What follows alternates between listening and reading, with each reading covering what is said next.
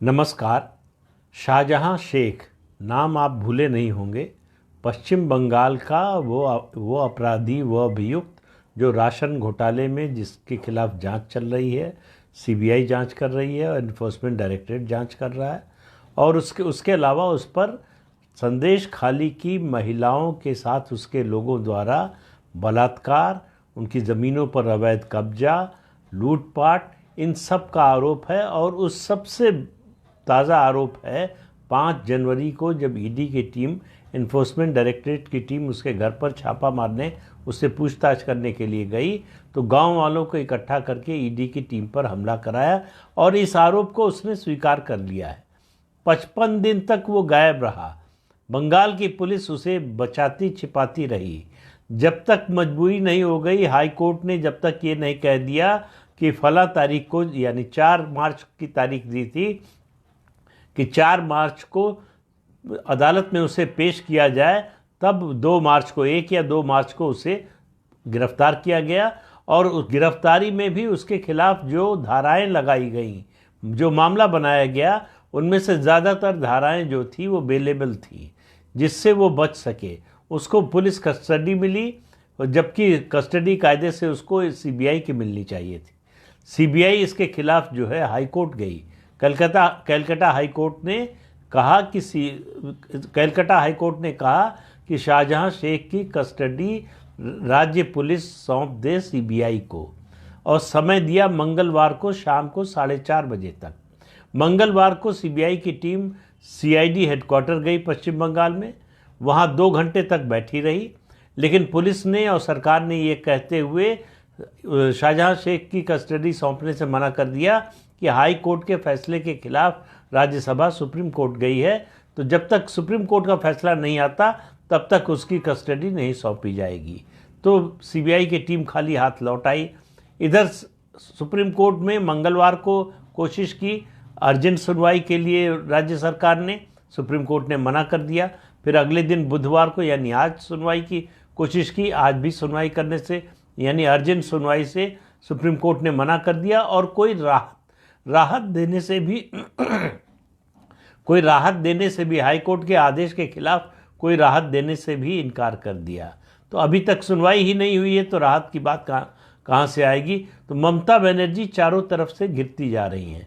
और आज प्रधानमंत्री नरेंद्र मोदी पहुँचे पश्चिम बंगाल, फिर से लगातार दूसरे दिन पहुँचे, और उन्होंने संदेश खाली के मुद्दे को लेकर ममता बनर्जी पर हमला किया कि वो शाहजहां शेख को बचाने का पूरा प्रयास कर रही है, हर संभव कोशिश कर रही है कि उसको किस तरह से बचाया जाए। तो एक अपराधी को बचाने के लिए उन्होंने फिर अपील की महिलाओं से कि वो दुर्गा बनकर इस अत्याचार के खिलाफ खड़ी हो जाएं, ममता सरकार के खिलाफ। तो ममता सरकार पर चौतरफा हमला हो रहा है, लेकिन एक हमला भी और अब बाकी है जिसका जिक्र करने जा रहा हूँ। और वो हमला ये है, हमला नहीं कहना चाहिए, वो मुश्किल उनकी ये है कि हाई कोर्ट में, कलकत्ता हाई कोर्ट में सीबीआई फिर से गई और डिप्टी सॉलिसिटर जनरल ने हाई कोर्ट से कहा कि आपके आदेश के बावजूद शाहजहां शेख की कस्टडी हमको सौंपी नहीं गई है, तो ये कंटेम्प्ट ऑफ कोर्ट है। तो कंटेम्प्ट ऑफ कोर्ट का मामला दायर करने की हमें परमिशन दी जाए। हाई कोर्ट ने तुरंत परमिशन दे दी।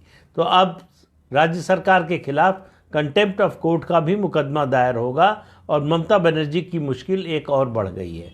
उनको सुप्रीम कोर्ट से कोई राहत मिलने वाली है ऐसा लग नहीं रहा है।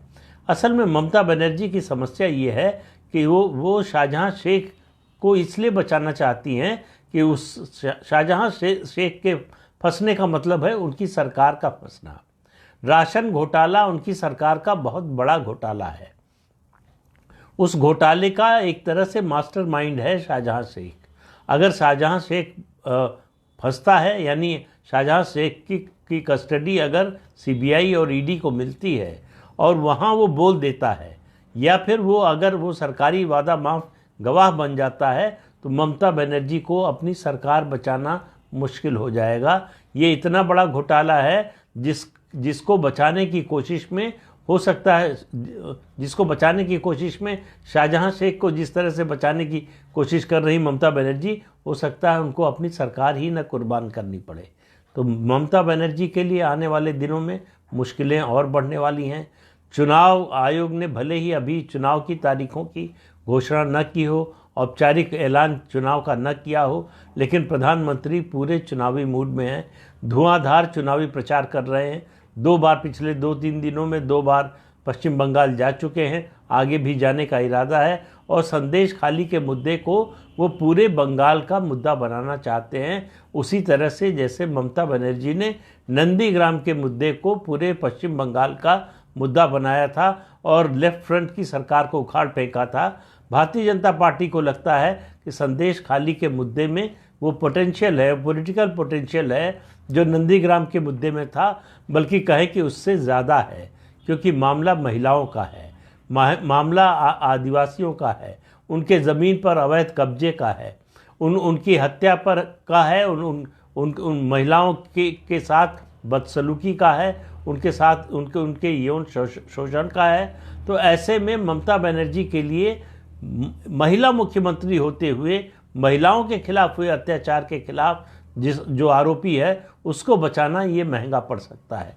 भ्रष्टाचार के मामले में तो जो है वो ओपिनियन अलग अलग हो सकती है, लेकिन शाहजहां शेख को जिस तरह से ममता बनर्जी बचाने की कोशिश कर रही हैं, उससे ये बड़ा साफ होता जा रहा है कि शाहजहां शेख उनके लिए कितना ज़रूरी है।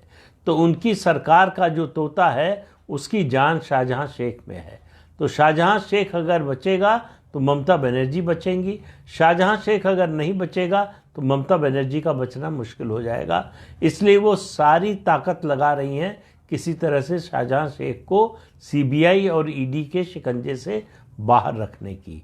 पुलिस की कस्टडी में वो रहेगा तो वो सुरक्षित भी रहेगा, सुरक्षित यानी वो किसी तरह का जो है बयान नहीं देगा सरकार के खिलाफ, या कोई जो है अपराध अपना स्वीकार नहीं करेगा। पहले से उससे एक अपराध जो है स्वीकार करा लिया गया है, वो है ईडी की टीम पर हमले का, और उसकी सज़ा उसको मिल जाएगी, जेल में रहेगा आराम से, वो भी आराम से रहेगा, ममता बनर्जी भी, और उनकी सरकार भी आराम से रहेगी। लेकिन ऐसा होता हुआ दिखाई नहीं दे रहा है। अगर सुप्रीम कोर्ट से कोई बड़ी राहत ममता बनर्जी की सरकार को नहीं मिलती है तो आप मानकर चलिए कि उनको शाहजहां शेख की कस्टडी सीबीआई को देनी पड़ेगी, और एक बार सीबीआई की कस्टडी में गया तो शाहजहां शेख जो है वो तोते की तरह बोलना शुरू कर देगा, और जब वो तोते की तरह बोलना शुरू करेगा तो ममता बनर्जी की सरकार की मुश्किलें और ज़्यादा बढ़ जाएंगी, क्योंकि हाई कोर्ट के निर्देश पर और सुप्रीम कोर्ट के बिना दखल के लगातार उनकी सरकार के खिलाफ भ्रष्टाचार के मामलों की जांच हो रही है। चाहे शिक्षा भर्ती घोटाले का मामला हो, चाहे प्रधानमंत्री आवास योजना का मामला हो, चाहे मनरेगा के वेजेस का मामला हो, तमाम ऐसे मुद्दे हैं जिनमें घोटाले की जांच जो है हाई कोर्ट के निर्देश पर जांच चल रही है, और केंद्रीय एजेंसियां भी जांच कर रही हैं। तो केंद्रीय एजेंसियों की जांच, हाई कोर्ट का निर्देश, सुप्रीम कोर्ट से राहत न मिलना और प्रधानमंत्री का राजनीतिक हमला, ये चौतरफा जो है घेरेबंदी ममता बनर्जी की हो रही है, जो आने वाले दिनों में और ज़्यादा बढ़ने वाली है। इससे बचत का, इससे बचाव का, इससे निकलने का, इस चक्रव्यूह को तोड़ने का कोई जो है साधन ममता बनर्जी को नज़र नहीं आ रहा है। इसलिए उनकी बौखलाहट आने वाले दिनों में और ज़्यादा बढ़ेगी, उनकी परेशानी के साथ साथ। तो इस अंक में इतना ही। नमस्कार।